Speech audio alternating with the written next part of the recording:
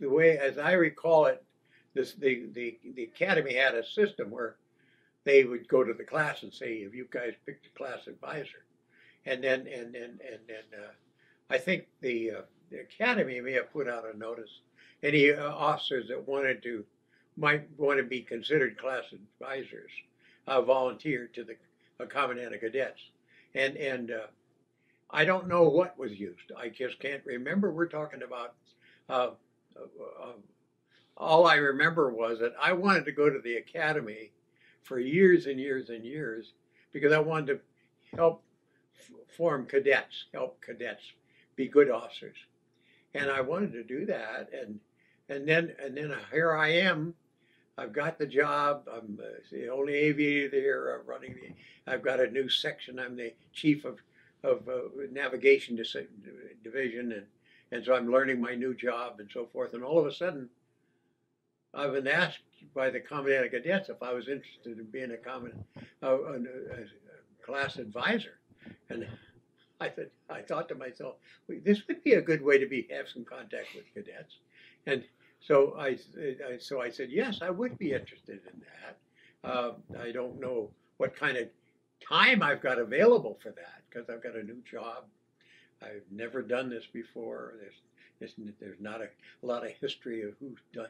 I mean, the guy has to run the aviation program in the summer, and he has to put together the syllabus and all that stuff. Plus, I've got to run the navigation department at the academy, and so I didn't know what kind of time I would have available. But I said I would like to do that, and so then I was considered. So they had a class meeting in McAllister Hall, and I was interviewed. And I don't remember the interview at all. I just don't remember it. And I don't even know when they decided, whether they decided that night or they decided next week. I just don't remember. And all I remember was that early on, at when they had chosen me to be their class advisor, one of the things I said to them was that I will meet with you as often as you want me to, which was kind of a new thing because I know some class advisors that never met with the class. All he ever did was meet with the officers in the class. But anyway, I offered that, and then they decided we'd like to have you come to every one of our class meetings. Well, now here they are in their suave year. They're really confused about this place in mass. So a lot of people were confused, about like was on the guy said told you, where's the elevator? Yeah. I think Kent said, where's the elevator that takes my luggage to my room? That's about as far fetched as you could get for a cadet. But anyway, of course, with this is a national exam. They get 6 or 7,000 applicants. They take the top 250. The top 250 of the whole nation is what you got in this class. Now, not everybody applied, but of the people who applied, they got the top of those. Now that's got to be a pretty select group, And so they're all pretty much brilliant guys. So, even the guy that comes out number at the bottom of the class.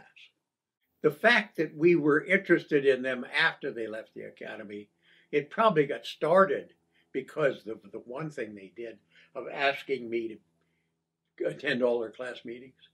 I was with them in the fall. Now, think of this out. When they were swabs, they sometimes would have a meeting 2 and 3 times or more a week. That meant I would go to work at quarter after 7, get there at quarter after 7, and my day was done at 3 o'clock. But I stayed at the academy until I went to their class meeting at 7 o'clock. I would go home at 7 o'clock.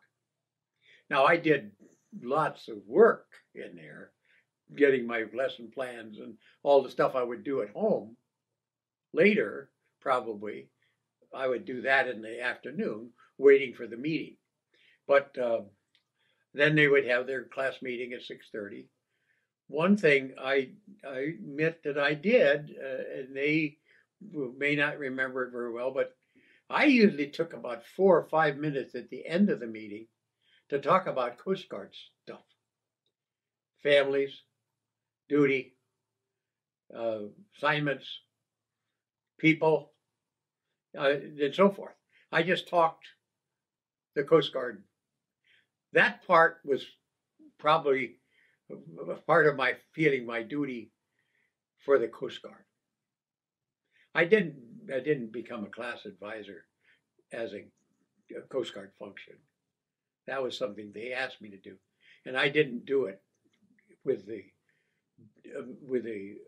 Coast Guard being the responsible party that I was responsible to. The party I was responsible to was each cadet that picked us to be class advisors. They were who Mom and I were responsible to.